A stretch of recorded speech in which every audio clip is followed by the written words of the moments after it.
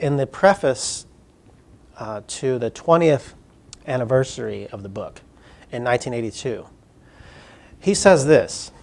He points to the notion of crisis.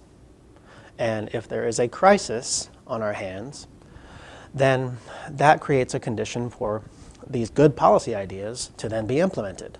And actually he says it in fairly strong, fairly strict terms. He says only a crisis produces that moment, that reform moment. And it's important for us to do the policy analysis. It's important for us to come up with those ideas that will improve the human condition through the expansion of freedom, because once a crisis happens, those ideas will be at the ready and they can be plugged into the situation. And the changes that come about will be those that bring about more freedom. So it's important that we do this work. Now, Friedman is known for this, and I think this has actually kind of become a famous passage here, only a crisis. But what's less known is the sort of context of this passage. And in the context of that passage, he actually does begin to sort of scratch the surface, if you will. And he